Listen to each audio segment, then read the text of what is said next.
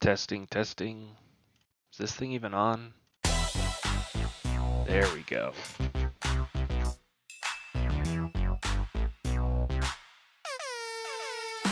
Welcome to the very first episode of the BBBC DDTJ, official name pending, Fantasy Basketball Podcast. I'm your co-host Byron, a two-time back-to-back fantasy champion. And I'm Ben, your co-host and confident contender for the league title. Yeah, we'll see about that. This is our weekly show covering everything happening in the BBBC DDTJ, official name pending, Fantasy League. We're going to be talking about team performances, big moves, standings, and general basketball talk. We're also going to sprinkle in weekly highlights, standout players, and hopefully bring in guest appearances from our league managers throughout the season. All right, each week we're going to break down matchups, trends, surprises, and a few questionable decisions. I know those are about to happen. And to kick things off, today's episode is all about our new draft format. Exciting. A salary bidding draft. So everyone is working with $200, which adds a new dimension to drafting this year. We're also going to go over the 10 fantasy players to watch going into the season with a couple of honorable mentions. We're going to talk about who's worth paying up for and who might be a Kirkland signature level bargain. I like that. So let's get into it and get everyone ready for draft night. And before we get into strategy, let's lay out how this league is built so everyone's on the same page. All right, so our fantasy league is 8 teams total. Apparently, this is kind of we're a smaller league with just 8 teams, but that means we're going to have some stacked rosters. So instead of, tons of teams with maybe one superhero and a couple of team players and then a bunch of bargain bin players, I think our teams are each going to have 2 or 3, superstars, and the bulk of these teams are going to be like pretty good key players. Yeah. And I love that we get stacked rosters. It means our $200 will be well spent. And it's going to be a head-to-head points format, which is what we've done every single year. Right, just no categories. With the podcast, no categories. And with this podcast and other things, we're hoping there's a little bit more trash talk, a little bit more intensity to the matchups so we can keep things exciting through the season. Yeah. If you make a stupid mistake, you and I are going to be talking about it every week. Exactly. And it's going to go out to the whole world, really. True. All right, so let's talk about scoring breakdown. So it's 1 for 1 for points. A point equals a point for your team. Same with rebounds. 1 rebound, 1 point. Assists are worth 2 points. Steals are worth 4. Blocks are worth 4. Pretty standard what we've done in the past. Turnovers -2, and then field goal and free throw misses -1. Yep. And there's 11 roster spots total, all starters, no bench. That was a mistake on my end last year and made sure to fix it this year. There will be no bench. No bench. So you'll have point guard, shooting guard, small forward, power forward, center, guard, forward, and then 4 utils and 2 injury reserves. And the important thing to remember as well is you can only have 4 centers on your team, just, due to the fact that their efficiency is really awesome. And we want to keep people from being a little too OP. So. Yeah, 4 centers. That's what we did last year. I think it worked out pretty good. The no bench is kind of a big deal. Especially, I think it has an interesting dynamic with the salary cap, but we can talk about that in a minute. Let's see, other technicalities. No games played limits. Waiver system, a 1-day period, 7 ads per week, and then 4-team playoff bracket with 2-week matchups. I think we're still figuring that out. We'll keep you posted. Yeah. And then let's see. Okay, what were you going to say? Oh, I was just going to say that I think having no bench will change up the draft significantly because these are long term. Every day you're going to have them.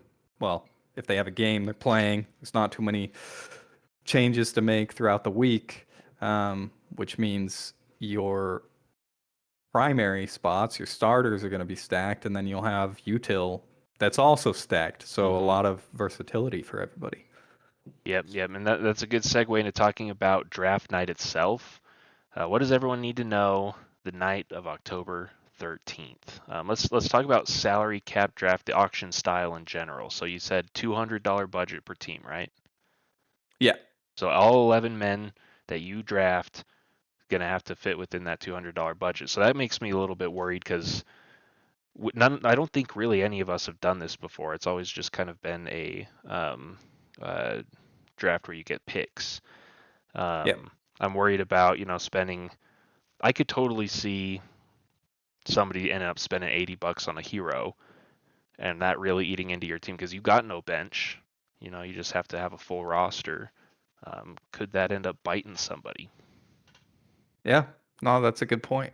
Um, I tried to go through prior to the draft and like take count of which players I'm willing to splurge on, but then I feel like there's other people probably feeling the same way, and I'm worried my pride will get the best of me and that I will end up spending way more than I intended. So that's a concern. I've thought the same thing. I think it's going to have to be playing it by ear. Like if it seems I can get the superheroes I want, great. But I'm also I'd be happy if somebody spends $80 and it's kind of a bidding war on these MVPs because maybe I can grab, for the price of one top 10, I can grab a couple of top 25s and maybe have a deeper True. bench. Yeah, for sure. And there were a ton of crazy trades this year. So I feel like Hmm. that mixes things up. There's going to be some underdog picks, I think, if you make a good guess on who's going to get better. Yeah, and I want Um, I want to talk about one of those in particular that kind of surprised me being in one of ESPN's top 10 lists. But what I'm curious about is who out of the eight of us do you think is going to drain their budget too fast? ooh. See, I want to say Brandon because he can be a little reckless, but he's going to get like Draymond and like, I don't know, Dylan Brooks. Like these are priority players for him, Yeah, and who else which are wants him not going that to go bad? for very much. So that's Yeah, what exactly. I don't think Brandon's gonna. I don't know. It's hard to say.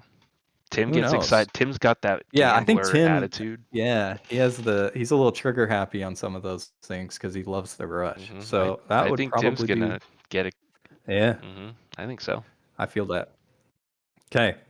So, all that said, let's hit on some strategy ideas because auction drafts take a different type of planning.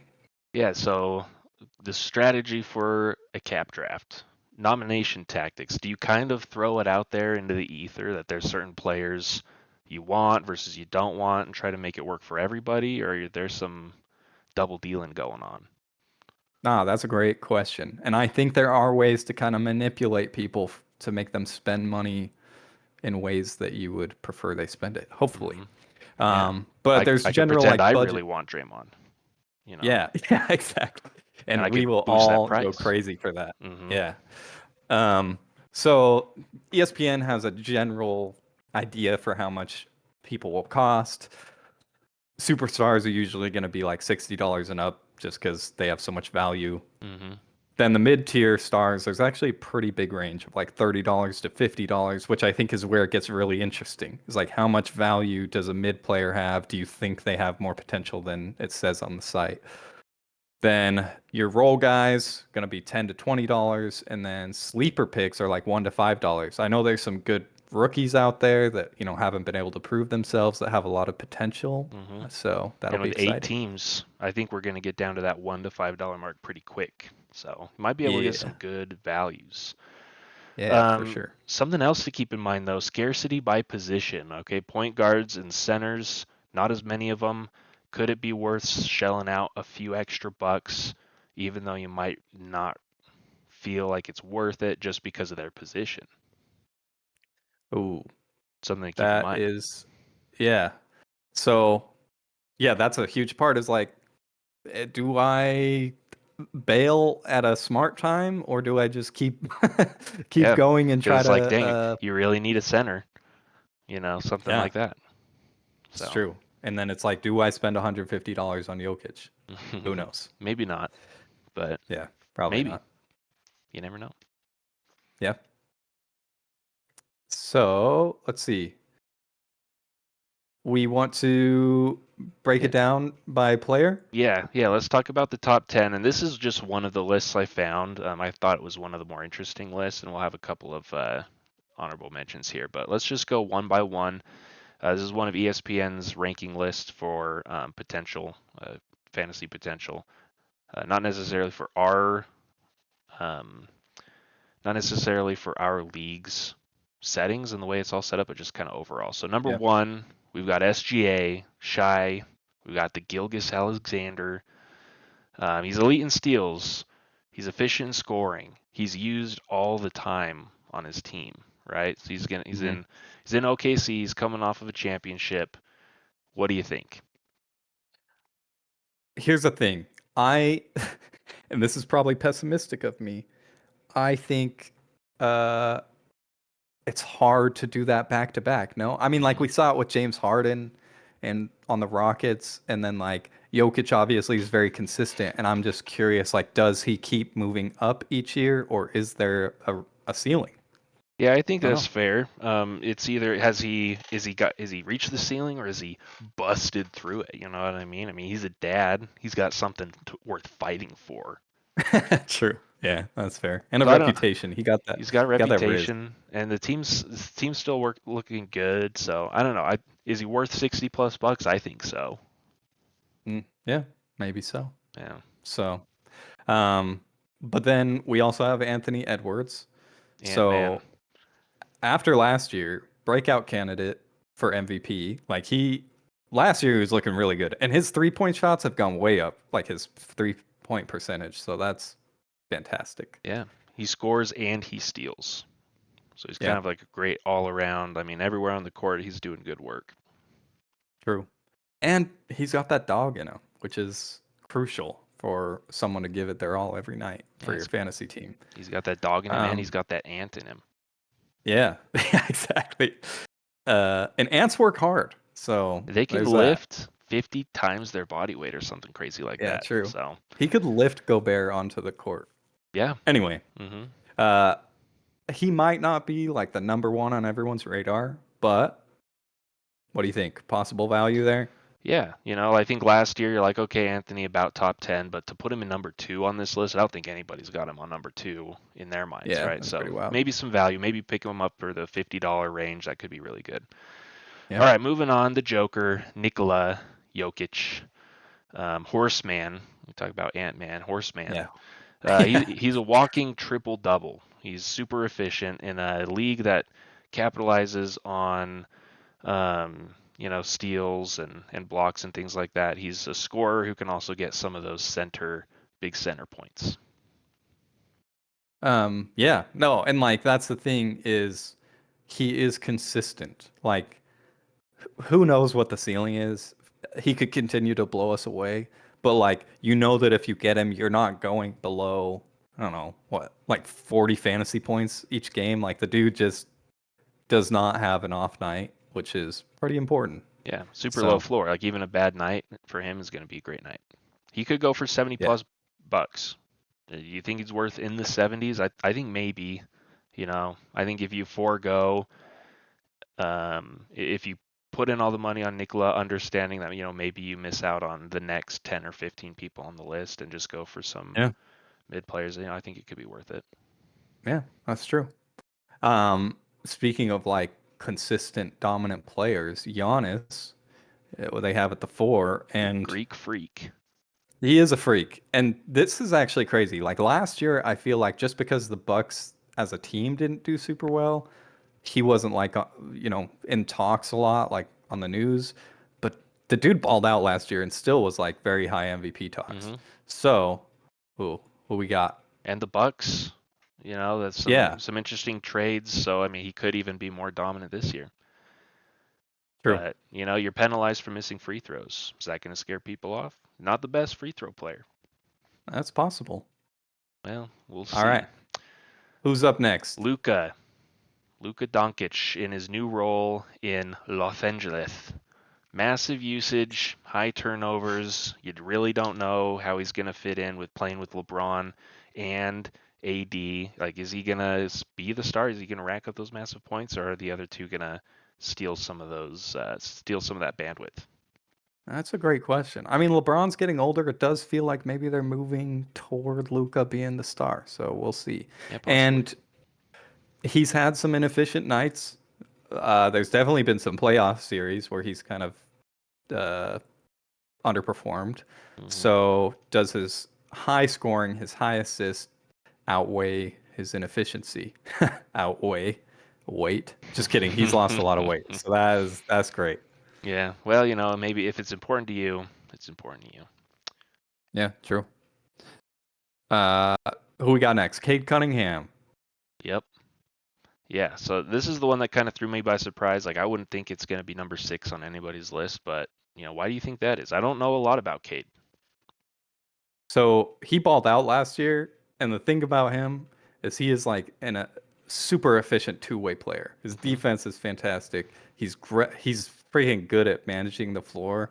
Honestly, could have crazy potential this season. Yeah, he's Not gonna playing. lie. He's playing for Detroit, so I mean, he's kind of the guy there, right? Yeah, So yeah. maybe even pure bandwidth. Maybe he's not a top 10 player in the whole league. Maybe he is, but especially with the role where he doesn't have a lot of competition, I he's, mean, he's their racking up a team bunch. went from like the biggest loss streak ever to like performing pretty well last year. Yeah. So All right, keep an eye there's out for Cade. potential. I think it's going to be a value pick personally. I don't think he's We'll on see. tons of people's top 6 radar. Well, that lets me know that I can get him for cheap. Thank you. Well, maybe I had the same idea. So we'll see we'll see on the bidding floor. All right, let's Fair. talk about Wemby. What do you think about Wemby? Blocks are worth a ton of points, and he is Yep. what is he 9 feet tall, something like that? He is. He might be 10. I don't know. Is he as high as his dollar ceiling is gonna be? Ooh, that's a good question.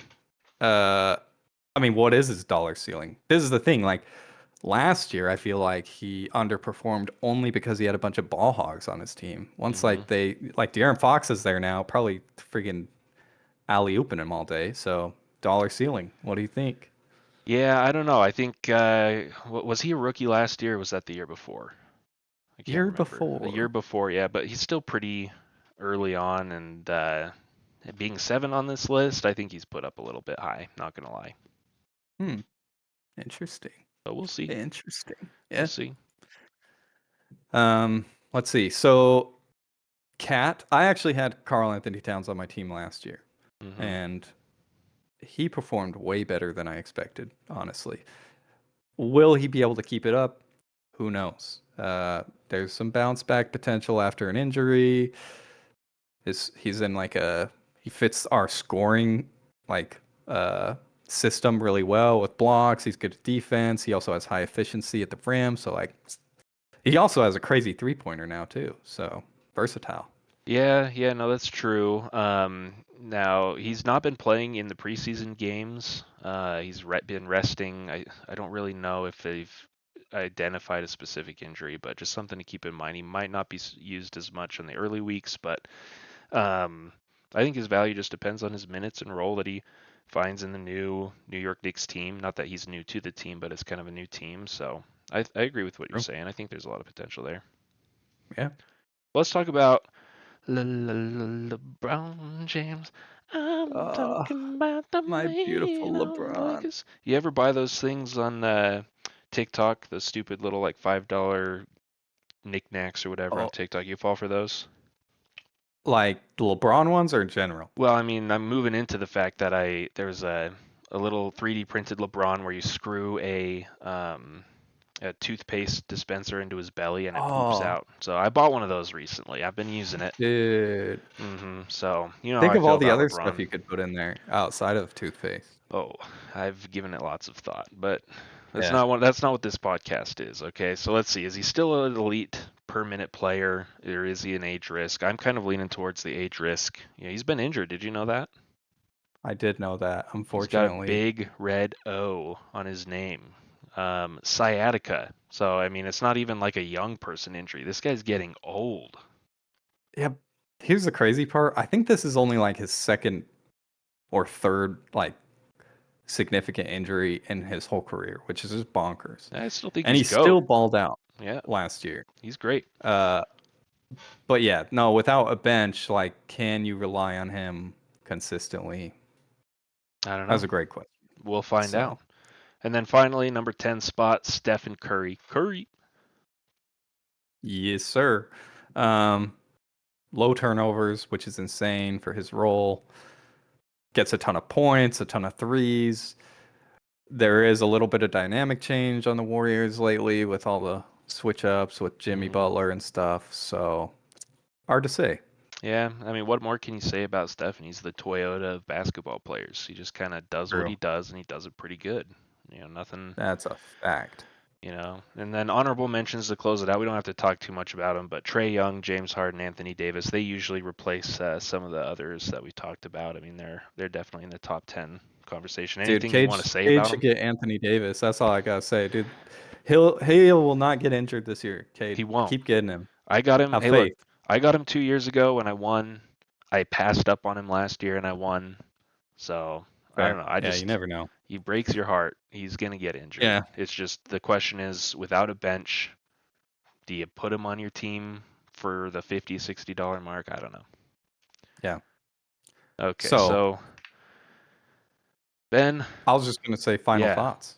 final thoughts. Let's close this thing up. What are your final thoughts here? I think Jokic is easily the is gonna go for the most money. I find it hard to believe anyone would come before him. I think the most interesting one, and I know this is ridiculous to say, I think the price that Zion goes for will be interesting. Because the True. dude is so freaking good, but he's always injured. But they Yeah. say this year he's looking good, so who knows? Well, I agree. Ultimately, we'll get this wrap-up music started here. That's it for episode 1. Draft night is coming fast, so get your budgets and trash talk ready. Let's go. And don't forget, the winner of this year gets an official jersey of their choice of their favorite player. Thank you, Dakota Jacobs, for coming up with that idea. And we don't have a plan for the loser yet, but stuff is in the works. That's right. So next week we'll recap the draft, highlight the good purchases, and roast the bad moves to be heard around the world. Until then, good luck and spend those $200 wisely. Woohoo!